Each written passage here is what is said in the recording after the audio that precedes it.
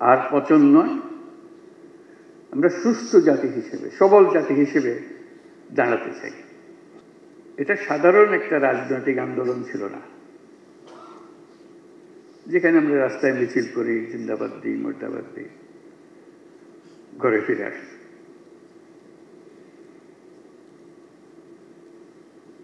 এটা হলো জীবন পণ করে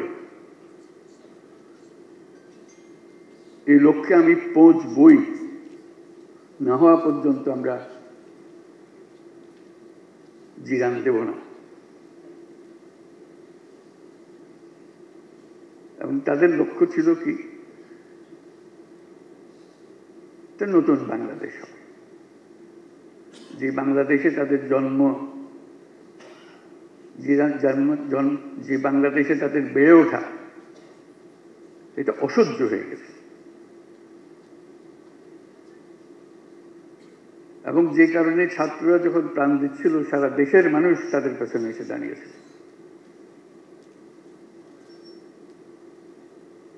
বাংলাদেশের হেন মানুষ ছিল না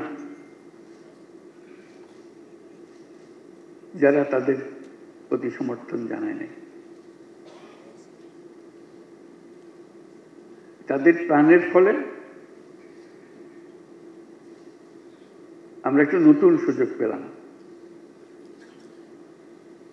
আমি শুধু এই কথাটা জোর দেওয়ার জন্যই আপনাদের কাছে আসছি। এই সুযোগ না আসলে আমাদের যে পচন ধরেছিল, সে পচন থেকে আমাদের মুক্তির কোনো চিহ্ন দেখা যাচ্ছিল না। হঠাৎ করে সমস্ত বাধা আমাদের কাছ থেকে চলে গেল।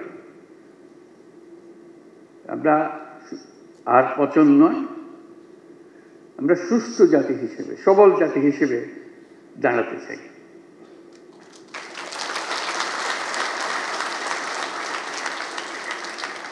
এবং আমরা পারি, তার প্রমাণ হলেন আপনারা।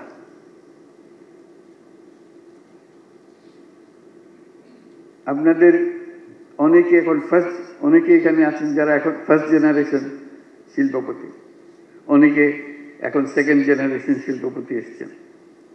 এই ফার্স্ট জেনারেশন যখন শুরু করে, শিল্পপতি বললে তাদের লজ্জা পেত, আমি কি শিল্পপতি, চিন্তাই করেন যে সে শিল্পপতি হবে একদিন। সাধারণ ঘরের ছেলে, সাধারণ ঘরের মানুষ, এটা দুঃসাহস নিয়ে নেমেছিল অপরিচিত এক জগৎ। বাঙালির কপালে লেখা ছিল কেরানিগিরি করা। স্কুলে কলেজে লেখাপড়া করলে সে কেরানি হবে। তার সর্বোচ্চ আশা ছিল ডেপুটি হওয়া। তো সেখানে আজকে আপনারা যারা সামনে বসে আছেন, তারা বিশ্বমাপের উদ্যোক্তা।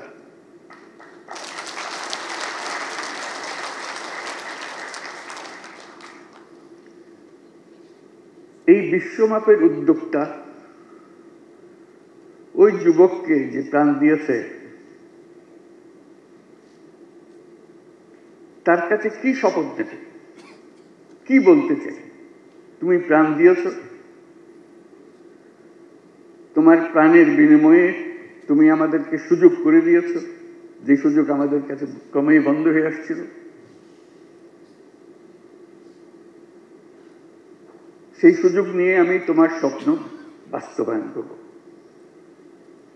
যে স্বপ্নের পেছনে গিয়ে তুমি প্রাণ দিয়েছ, সে নতুন বাংলাদেশ গড়ার, সে নতুন বাংলাদেশ গড়বই। এই হবে আমাদের শপথ।